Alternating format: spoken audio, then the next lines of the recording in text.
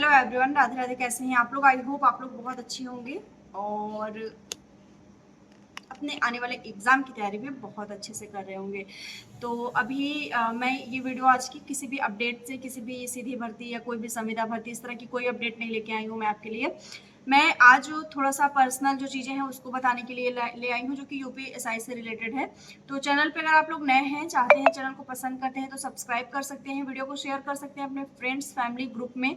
तो ये जो आप ये वीडियो रहने वाली है, ये मैं आज आपको बताऊंगी यूपीएसआई फॉर्म को लेकर, क्योंकि बहुत सारे शॉर्ट्स वीडियो में कमेंट आ रहे थे लगातार कि आप यूपीएसआई का फॉर्म डाल रही हैं कि नहीं। क्योंकि पिछले दिनों में जो भी हुआ था, जो भी एग्जाम हुआ था 4244 के लिए, उसका जो रिजल्ट रहा, उसके बाद तमाम तरह की वीडियोस गई, तो उसमें आप लोग की बहुत ज़्यादा कॉमेंट्स आ रहे थे। ठीक है, कॉमेंट देखिए, कॉमेंट सेक्शन ऐसा होता है कि उसमें पॉजिटिव और निगेटिव दोनों तरह की चीज़ें होती है। तो मैं हमेशा फोकस करती हूँ पॉजिटिव पे, क्योंकि निगेटिव वही लोग बोलते हैं जिनको कहीं ना कहीं जो आपको पर्सनली नहीं जानते रहते हैं, आपकी सिचुएशन नहीं जानेंगे कि आप क्या कर रही हैं अपनी लाइफ में या कुछ भी, तो वो इस तरह की निगेटिव कमेंट करते हैं, जिसको मैं पूरी तरीके से इग्नोर करती हूँ। ठीक है, क्योंकि मुझे पता है कि मैं किस तरह से काम कर रही हूँ, कितनी मेहनत कर रही हूँ और अपने लिए मैं क्या चीज़ें कर रही हूँ। ये आप जस्टिफाई बिल्कुल भी नहीं कर सकते हैं, क्योंकि आप इधर नहीं बैठे हैं, आप उधर बैठ के जो कि शायद कुछ नहीं कर रहे हैं, तो आप किसी की वीडियो पे ऐसे कमेंट्स कर सकते हैं। ठीक है, तो आप लोग भी इस चीज़ को इग्नोर करिएगा। अगर आपको लाइफ में आगे बढ़ते रहना है, बढ़ते रहना है, बढ़ते रहना है, तो आपको निगेटिव चीज़ें दूर करनी होंगी। आप उनका रिप्लाई नहीं कर सकते, उनसे बहस नहीं कर सकते। खैर, ये बात तो हो गई निगेटिव लोगों के लिए। अब बात कर लेते हैं यूपीएसआई फॉर्म के, जो कि आप लोग के कमेंट्स थे। तो उससे मैंने सोचा कि आप लोग काफ़ी ज़्यादा इंटरेस्टेड हैं जानने में, जानना चाहते हैं, तो मैं आपको ये अपडेट दे दूँ। तो मैंने आपको बताया था अभी पिछले दिनों में कि जब मैंने यूपीपी कांस्टेबल की तैयारी की थी, तो वो बस मैंने कुछ दिन की तैयारी की थी। रीज़न ये था कि मैं अदर वैकेंसी की तैयारी करती थी, टीचिंग की। तो उसमें मतलब मेरी टीजीटी पीजीटी इन सब चीज़ की तैयारी थी। तो मैं वन डे एग्ज़ाम वैसे भी मैं नहीं देती, जैसे कि एनटीपीसी का भी मैंने एग्ज़ाम नहीं दिया था। क्योंकि कोई भी आप माइंड सेट कर लीजिए ये कि कोई भी आप एग्ज़ाम दे रहे हैं तो उसमें आपकी तैयारी होनी चाहिए, तभी आपको कॉन्फिडेंस आएगा और तभी आप जाके वहाँ पे एग्ज़ाम दे पाएंगे। ठीक है, अगर आप तैयारी नहीं कर रहे हैं उस चीज़ की, आप कंटिन्यूअसली मैथ रीजनिंग नहीं पढ़ रहे हैं, क्योंकि ये डिपेंड करता है आपकी कंटिन्यूटी पे। अगर आप इसमें लगातार नहीं पढ़ रहे हैं, चीज़ें नहीं कर रहे हैं, तो फिर आप उतना अच्छा परफॉर्म नहीं कर पाएंगे। और जब परफॉर्म नहीं कर पाएंगे तो लोग आप पे कमेंट करेंगे कि आप मतलब पढ़ नहीं रहे हैं, आप समय नहीं दे रहे हैं। ये सारी चीज़ें आपको सुनना पड़ेगा, जिससे आपको थोड़ा कहीं ना कहीं मतलब आपको थोड़ा डाउन फील होता है कि हाँ, लोग मुझे इस तरह से कमेंट कर रहे हैं। तो मैं यूपीएसआई का अभी तक मैंने कोई भी अपडेट नहीं दिया कि मैं फॉर्म डाल रही हूँ या नहीं डाल रही हूँ, ये सारी चीज़ें। बट कमेंट्स इतने थे मुझे ना पर्सनली, मतलब इंस्टाग्राम पे भी मैसेज आ रहे थे, कुछ लोग पूछ रहे थे कि आपने फॉर्म नहीं डाला, आप कोई अपडेट ही नहीं दे रही हैं, इस तरह की वीडियो से। तो मैंने सोचा कि मैं आपको बता देती हूँ। तो मैं बिल्कुल भी ये फॉर्म नहीं डालने वाली थी। रीज़न ये था कि मैं चाहती थी कि मैं अभी बीएनएस नहीं, मतलब जो भी आईपीसी की जो भी धाराएं हैं मैं उसको तैयार नहीं कर सकती हूँ अभी। जो भी संविधान है मैं उसको बहुत अच्छे से टाइम नहीं दे सकती हूँ। मैथ को मैं प्रॉपर नहीं टाइम दे पाऊंगी। रीजनिंग और हिंदी तो मान लीजिए ठीक है, वो तो एक अलग पैटर्न बनाता है, लेकिन इन चीज़ों को मैं टाइम नहीं दे पाऊंगी और इनको टाइम देना बहुत ज़रूरी है। ठीक है, तो क्योंकि मेरा एग्ज़ाम लगा हुआ है दूसरा, तो मैं उसको पूरा अपना समय दे रही हूँ। ठीक, तो मैं नहीं चाहती कि इसकी वजह से मेरी वो चीज़ें भी डिस्टर्ब हों, या फिर मैं डिस्टर्ब हो जाऊँ कि मैं एक सही तरीके से काम नहीं कर पा रही हूँ। तो इसके लिए मैंने सोचा कि मैं यूपीएसआई फॉर्म स्किप कर देती हूँ। बट मेरे जो फादर हैं उन्होंने मुझे सजेस्ट किया कि तुम फॉर्म अप्लाई कर दो, तुम तैयारी मत करना, अभी बिल्कुल भी इसकी तैयारी मत करना, टाइम मत दो इसको, लेकिन तुम फॉर्म अप्लाई कर दो। रीज़न ये है कि फॉर्म अप्लाई रहेगा तो हो सकता है कि इसकी जब भी एग्ज़ाम होगा, तुम्हारे पास जो भी समय रहेगा, तुम उसमें जाके एग्ज़ाम दे लोगे। मेन रीज़न ये था एनटीपीसी में भी फॉर्म ना अप्लाई करने का, क्योंकि उसके भी कमेंट्स आए थे, तब मैंने उसमें वीडियो नहीं बनाई थी, क्योंकि कोई मतलब नहीं था उसमें वीडियो बनाने का। तो उसमें बहुत सारे लोग कमेंट कर रहे थे कि आप एनटीपीसी 12th लेवल का एग्ज़ाम नहीं देंगे क्या, आपने फॉर्म नहीं अप्लाई किया। तो मैंने उनको भी बताया था कि मैंने उसका फॉर्म अप्लाई नहीं किया था। हालांकि बहुत सारे लोग को बिलीव भी नहीं होता है, उन्हें लगता है कि अरे नहीं पढ़ रही हैं, ये है वो है, दुनिया भर का चीज़ें, बट उनको एक्चुअल में नहीं पता है कि हम क्या कर रहे हैं अपनी लाइफ में। तो फिर जब इस तरह से घर वालों का सजेशन रहा, तो मैंने भी सोचा कि हाँ, मैं अपना फॉर्म फिल कर देती हूँ, क्योंकि फॉर्म ये अच्छा टाइम भी है, काफ़ी दिनों बाद भर्ती आई है। एक समय था कि जब मैं इस भर्ती की तैयारी करना मतलब इस वैकेंसी की मैं तैयारी करना चाहती थी प्रॉपर, मैंने किया भी था 2021 में, जिसमें मेरे लगभग मतलब 98 या 99 मेरे क्वेश्चन उसमें सही थे, और उसमें कट ऑफ गई थी 1 मतलब 109 क्वेश्चन के ऊपर गई थी जनरल में लड़कियों की कट ऑफ, और मेरे लगभग 99 क्वेश्चन मेरे सही हुए थे उसमें। तो इस तरह से मैंने सोचा कि ठीक है मैं इसमें अप्लाई कर देती हूँ। तो फाइनली मैंने अप्लाई कर दिया, जो कि मैं इतनी देर से बता रही हूँ आपको बक बक करके।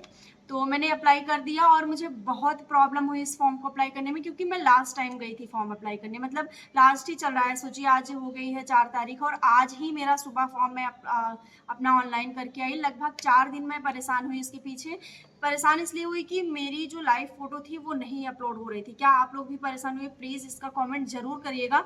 मतलब मुझे ऐसा लग रहा था कि ये क्यों नहीं कैप्चर कर रहा है। बैकग्राउंड भी सही है, फेस भी सही है, आंखें भी मैं उसमें मेंशन हो रहा था ना कि पलक झपकाते रहे, सब कुछ मैं प्रॉपर्ली कर रही हूँ, तो भी ये फॉर्म मेरा क्यों नहीं एक्सेप्ट हो रहा है या मेरी फोटो लाइव क्यों नहीं अपलोड हो रही है। तो मैं 3 दिन गई, सुबह जाती थी, शाम को जाती थी, मतलब मैं ज़्यादातर शाम को जाती थी, और शाम को आपको पता है कि सर्वर डाउन रहता है, बहुत सारे इशू रहते हैं उसमें।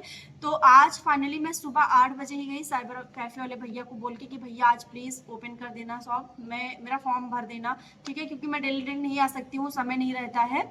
तो बहुत मेहनत से इसमें फॉर्म अप्लाई हुआ। और एक चीज़ मैं आपको बता दूं कि मैंने अपना जो OTR था वो स्वयं से किया था, मतलब मैंने कर लिया था अपने फ़ोन में ही। बाद में मैंने वहाँ पे जाके यूज़र आईडी पासवर्ड या जो भी तरीके से आप करते हैं उस तरह से मैंने इसको अप्लाई करवा लिया, और फाइनली अभी मैंने फॉर्म अप्लाई कर दिया है। मैं आप लोग को ये अपडेट दे देती हूँ, ठीक है, जो आप लोग लगातार पूछ रहे थे। मैं चाहती तो मैं शॉर्ट्स में भी बता सकती थी, लेकिन मैंने सोचा चलो ठीक है, एक प्रॉपर वीडियो बना देते हैं, आपको पता चल जाएगा।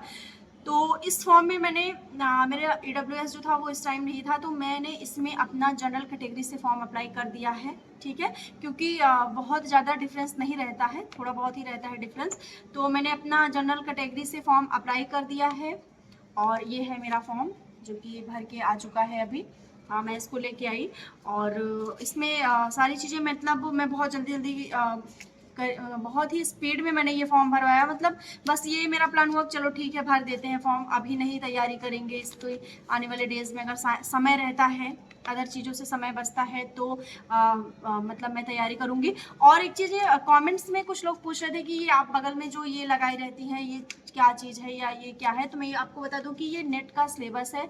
जो भी हिंदी से नेट करना चाहते हैं, अगर वो कुछ सजेशन चाहते हैं तो पूछ सकते हैं वैसे, बट अभी मैं खुद ही उसमें बिगनर हूँ। तो ये आपका नेट का सिलेबस है, ठीक है, ये प्रॉपर हिंदी के लिए है, जो कि मैं यहाँ पे मेंशन की हूँ। यहाँ पे मैंने ये जितने भी उपन्यास हैं हिंदी है, सॉरी हिंदी उपन्यास हैं, कहानियाँ हैं, निबंध हैं, या जो भी आपके पद्य आते हैं जितने भी, तो मैंने सारे राइटर को यहाँ पे मेंशन कर लिया है, और जो जो मैं पढ़ लेती हूँ उस पर मैं टिक लगा देती हूँ, ठीक है।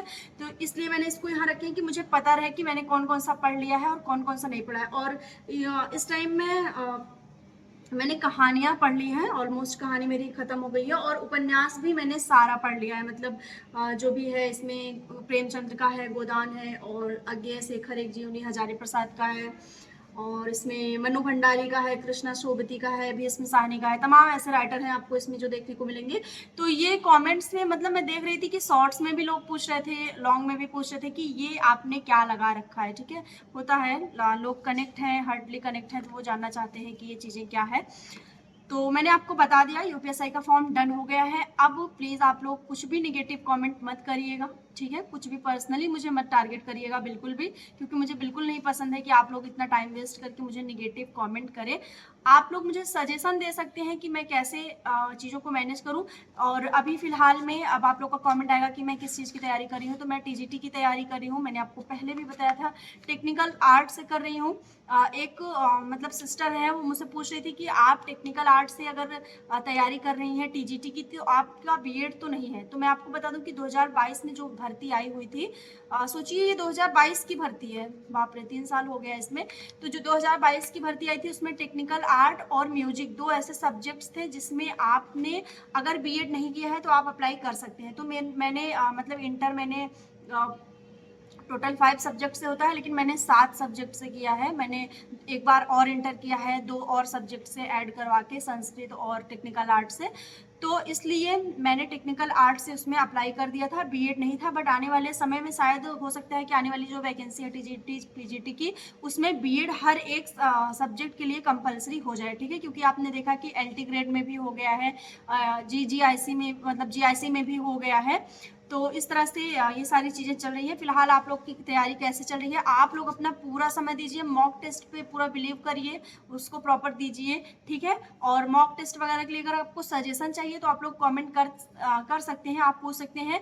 बुक्स के लिए आपको सजेशन चाहिए तो मैं वो दे सकती हूँ, क्योंकि 2021 में जो भी यूपीएससी की तैयारी मैंने की थी, मैंने कैसे की थी, बहुत ही बढ़िया तैयारी हुई थी। हालाँकि भले ही उसमें मेरे 100 क्वेश्चन ही हुए थे, लेकिन तैयारी एक सही डायरेक्शन में थी। तो आप लोग अगर चाहें तो सजेशन ले सकते हैं, ठीक है?